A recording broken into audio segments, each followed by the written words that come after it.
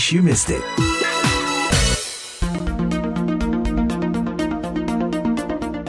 In case you miss it, pelan namun pasti, microschool yang sekarang ini semakin populer di Amerika Serikat juga kian banyak hadir di Indonesia. Microschool adalah sekolah dengan karakteristik antara lain jumlah murid sangat sedikit, rata-rata 16 orang per sekolah. Apa saja tantangan yang dihadapi pengelola microschool dan bagaimana masa depannya di Indonesia? Saya Utami Husin berbincang dengan dua orang yang berpengalaman mengelola microschool. Masing-masing adalah Irwan Nurhadi, koordinator Sekolah Bisa yang berdiri sejak 2011 di kawasan Bintaro, Tangerang Selatan, dan Muhammad Jody Hardi Prajuri, tenaga ahli bidang pendidikan di Kemenkomarinvest yang sempat mendirikan dan mengelola Bright Microschool semasa pandemi COVID-19.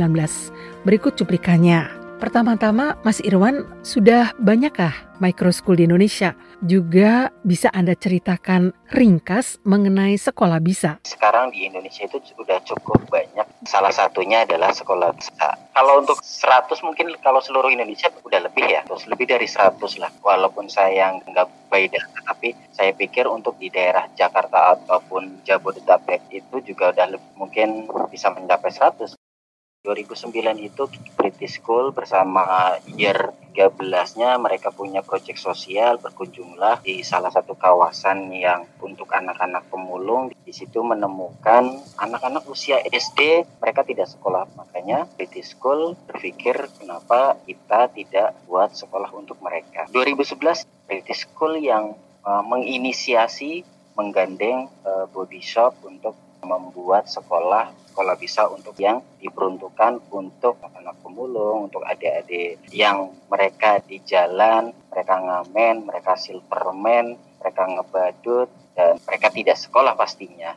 Sampai sekarang lah sudah hampir 13 tahun Sekolah Bisa berdiri. Datanya kalau dari 2011 itu sudah lebih dari 100 menjadi siswa kita. Ini sudah sekitar 8 tahun kita punya yayasan karena kedua perusahaan tersebut tidak bisa membawahi kita secara hukum. Akhirnya kita buatlah yayasan untuk Sekolah Bisa ini, namanya Yayasan Tangan Bagi Sesama. Tingkat pendidikan yang diselenggarakan, Mas? Level kita level SD untuk Sekolah Bisanya, tetapi kita berkomitmen bahwa anak yang sudah menjadi siswa Sekolah Bisa kita lanjutkan mereka sampai level SMA. Artinya ketika mereka lulus dari Sekolah Bisa, kita masukkan lagi di SMP swasta maupun negeri. Mereka lulus dari SMP, kita masukkan lagi ke SMA. Kita memang komitmen si anak ini paling tidak minimal SMA. Karena apa? Karena kita ingin anak-anak itu tidak kembali ke jalan. Mereka punya ijazah SMA minimal, mereka bisa melamar pekerjaan di mall sebagai kasir. Misi kita sebenarnya memutus mata rantai dari kemiskinan. Mas Jody, Anda pernah mengelola sekolah semacam itu semasa pandemi. Boleh cerita sedikit tentang ini dan mengapa menurut Anda microschool belum berkembang di Indonesia? Jadi setelah 4 tahun lebih di korporat, karena memang pengen mendalami dunia pendidikan, saya meninggalkan korporat dan terjun jadi guru SD. Di saat yang sama, dari dulu memang saya pengen punya sekolah sendiri sih. Nah kebetulan 2020 kan pandemi, kemudian saya ngajar di kelas itu, siswa-siswa saya tuh nggak bisa full ke kelasnya karena masih pandemi. Jadi di sekolah tempat saya bekerja pada saat itu, kita belajarnya daring, tapi sesekali siswanya bisa ke kelas atau ke sekolah buat dapat pelajaran tambahan. Tapi kan nggak bisa banyak-banyak ya, jadi mungkin satu-satu atau kayak ya paling maksimal mungkin 2-3. Ya saya lihat anak-anak senang banget, mungkin karena udah lama daring ya, begitu dapat kesempatan buat berinteraksi langsung. Saya pas itu juga mau lanjut S2 ke luar negeri lah. Terus ini dari demand orang tua dan murid-murid saya di kelas pada saat itu, akhirnya saya inisiatif kenapa nggak buka tambahan gitu ya, atau after school program. Pada saat itu juga saya lagi riset universitas, sampailah saya lihat artikel di Harvard Business School. Jadi salah satu profesornya Harvard Business School itu riset tentang sebuah model sekolah baru gitu, namanya microschool. Saya pelajari, akhirnya saya coba implementasi. Kalau yang saya lihat sih modelnya cocok banget ketika dulu pandemi ya, karena pembelajarannya tuh di dalam grup kecil, secara paparan COVID-nya lebih rendah ya. Tapi juga nggak sendiri banget. Kalau sendiri kan nggak ada interaksi, nggak bisa main. Pada saat itu sih, saya juga bingung. Ya semuanya self-claim lah ya. Maksud saya juga, ya saya consider ini micro school karena memang saya adopt dari konsep dari Amerika. Tapi ada sekolah-sekolah lain juga, cari di internet pada tahun 2020 tuh ada satu yang juga bilang ya micro school. Menurut saya kenapa belum banyak berkembang? Karena mungkin satu, orang belum tahu aja ya, belum pernah dengar aja gitu. Yang 99,9% orang yang saya temui itu ketika saya tanya micro school belum tahu atau baru pertama kali dengar. Terus yang kedua, mungkin juga regulasinya belum clear banget ya. Ya kalau di Amerika tuh udah jadi sekolah yang menjamur lah. Bahkan investasinya banyak yang orang invest ke sana gede banget gitu. Karena ada yang top banget elite school bentuknya micro school. Kalau di sini kan mungkin ya main fasilitas dan populasi juga ya. Orang kalau bisa bayar ya dia mending sekalian yang sekolah yang bagus dan fasilitasnya lengkap. Tapi orang yang mungkin rata-rata yang menengah, yang kalau nggak negeri ya berarti sekolah yang lebih affordable, yang mana mungkin sekolahnya siswanya besar. Adakah perbedaan situasi pembelajaran? Rasa banget, terutama ya kita orientasi ke anaknya ya. Anaknya lebih aktif kalau di dalam grup kecil. Jadi mereka merasa lebih aman, punya psychological safety ya, sebuah kondisi ketika kita itu merasa aman dan nyaman secara psikologis gitu. Jadi kita mau berpendapat, mau nggak setuju, mau menyampaikan unek-unek kayak atau kesenangan hatinya itu nggak mikir gitu ya, jadi langsung gitu, karena lebih lepas dan lebih kenal satu sama lain, lebih intim. Jadi anak-anaknya nggak jaim-jaim gitu, lebih mudah lah mereka buat kenal satu sama lain, lebih akrab, itu lebih mudah. Kalau grup besar kan sulit lah gitu. Siapa yang mau jawab atau kayak siapa yang mau coba kerjain ya susah ya, apalagi kalau tipikal sekolah biasa gitu ya di Indonesia dengan murid-murid rata-rata gitu. Karena anak Indonesia kan memang ya dibanding negara lain masih agak ini ya pasif gitu ya. Tapi kalau di dalam grup kecil mereka lebih enak, lebih nggak kepikiran. Terus saya juga jadi kenal lebih sebagai gurunya, lebih bisa bonding juga lebih mudah gitu. Anak-anak juga lebih bisa bonding sama saya sebagai pendidiknya dengan lebih mudah dan lebih cepat. Kalau intinya kan kalau ngajar kan kita bangun chemistry aja ya, bangun atmosfer, bangun vibes, bangun emosi gitu, terhubungan satu sama lain.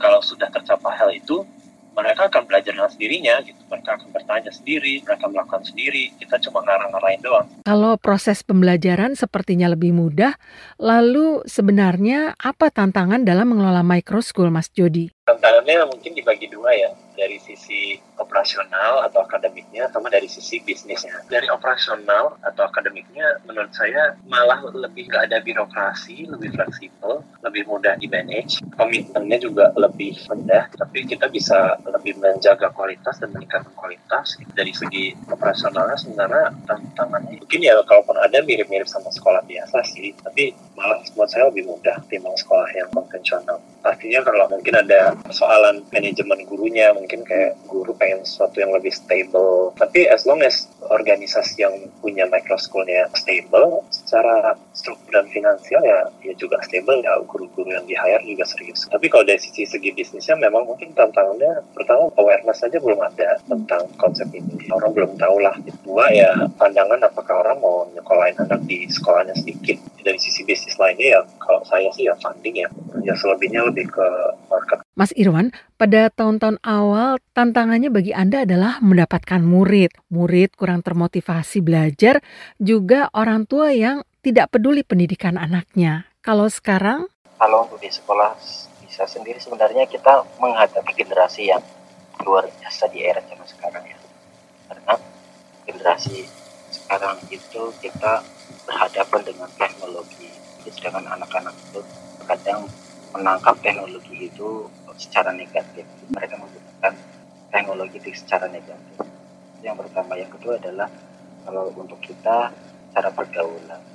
Jadi tantangan untuk kita, untuk sekolah bisa sebenarnya selain tadi misalnya dana kita bisa cari gitu dengan penggalangan dana, fundraising, dan kita lebih ke anak, lebih ke karakter. Saya yakin dan saya sudah membuktikan bahwa anak-anak kita itu pintar-pintar. Tapi yang sekarang yang turun adalah moral, karakter. Micro school disebut-sebut sebagai the future of education. Bagaimana sih konsep sekolah semacam ini membentuk prestasi mendatang para murid sekolah bisa? Saya nggak berbicara micro school yang di luar ya, tapi saya berbicara di sekolah bisa. Di sekolah bisa itu eksklusif sekali ketika berada dalam satu ruangan, guru mengajarkan paling banyak 8 murid. Kita bandingkan kalau di sekolah formal yang satu kelas sampai 30 sampai 40. Jadi saya bisa menjamin dan sudah terbukti juga alumni-alumni sekolah bisa banyak berprestasi secara akademik, peringkat 1, peringkat 2, bahkan menjadi siswa terbaik. Jadi kalau untuk di sekolah bisa sendiri, saya bisa menjamin bahwa anak-anak yang sekolah di micro school itu juga tidak kalah dengan anak-anak yang dari sekolah formal. Kalau menghadapi anak-anak itu lebih personalize, karena memang apalagi anak-anak yang kita yang punya keunikan sendiri, yang dari segi emosionalnya, dan mereka punya problematika di keluarga yang sangat besar juga. Menghadapi anak-anak yang anak-anak seperti sekolah semua harus personalize. Kita nggak bisa secara general umum, kita harus rangkul, kita harus gali per anak, kita harus dekati dari hati ke hati mereka yang gimana. Mereka juga akhirnya mereka merasa dihargai, mereka jadi kayak punya tempat untuk cerita. Ada beberapa anak yang malah lebih senang ketika mereka di sekolah, artinya lebih betah karena di sekolah mereka diperhatikan. Nah, kalau menurut Anda, Mas Jody, bisakah micro school menjadi masa depan pendidikan?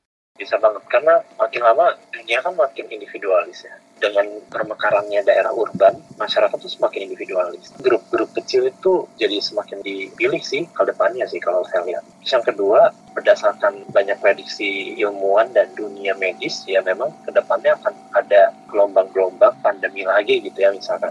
Amit-amit sih, tapi sangat bisa terjadi ya. Yang mana kita jadi terbatas pergerakannya, sehingga dunia digital dan sebagainya tuh jadi semakin kencang. Nah di situ sebenarnya kayak micro school ini sangat diuntungkan karena dia fleksibel, dia nggak membutuhkan banyak sumber daya. Jadi ketika terpapar pandemi itu nggak kayak perusahaan gede atau kayak organisasi besar yang harus lay off, terus kehilangan banyak. Karena ini kan lebih ramping ya secara struktur. Kemudian secara fisiknya juga lebih sedikit terpapar oleh mungkin kayak virus dan sebagainya. Itu kedua. Terus yang ketiga, orang-orang juga semakin hari semakin melek ya tentang pendidikan yang benar itu seperti apa sih. Ya, zaman dulu kan orang tahu transfer knowledge ya, guru di kelas ngajar. Sekarang masyarakat awam juga udah lumayan tahu nih kalau harusnya guru tuh hanya fasilitasi, sementara semua sumber pembelajaran itu harus bersumber dari anak. Itu dengan bergantinya paradigma ini ya sangat bisa sih potensi nyebar di masa depan micro school ini. Jadi micro school punya prospek yang baik di Indonesia, Mas? Nah, kalau masa depan di Indonesia sih saya lihat selama masyarakat ya, terutama mungkin masyarakat yang lebih menengah ke atas ya, karena mungkin arus informasinya lebih kencang juga dan lebih pemikirannya mungkin lebih terbuka, lebih progresif lah. Selama mereka ini akhirnya punya pemikiran atau ada perspektif dan pemikiran dari luar itu masuk ke Indonesia bahwa pendidikan itu semakin personalized, kita itu membawa perbedaan gitu. Nah itu micro school bisa banget gitu di Indonesia. Tapi kalau orang-orangnya masih berpikir ya makin gede, fasilitasnya makin lengkap, makin prestisius, makin bagus gitu ya, jadi susah karena kan micro school memang mainannya di small scale gitu ya. Juga orang Indonesia juga kan sangat kolektif ya, masyarakatnya tuh bersama-sama gitu. Mungkin beda sama luar yang agak lebih individualis, menghargai privasi. Kalau kayak gitu kan lebih mudah gitu belajar dalam small group. Tapi kalau di sini ya masalah ya populasi juga dan nilai-nilai masyarakatnya berbeda. Mungkin perkembangannya mungkin nggak tahu ya, mungkin 5 tahun ke depan ya pasti nambah, cuma mungkin nggak terlalu signifikan. Karena masalah di Indonesia itu kan kebanyakan kurang akses ya, di daerah-daerah terpencil di luar Jawa itu kan banyak yang belum ada sekolah. Ada sekolah pun kualitas gurunya belum bagus gitu ya, mohon maaf gitu. Jadi hal-hal itu aja masih jadi bergulir gitu, jadi isu. Jadi harapannya kalau mau bikin micro school memang masih di kalangan yang mungkin menengah ke atas ini, yang udah melek pendidikan, mau invest anaknya lebih personalized lagi. Belum banyak kayak gitu. Baik, terima kasih atas waktu Anda berdua untuk VOA Indonesia. Sukses selalu dalam setiap aktivitas Anda.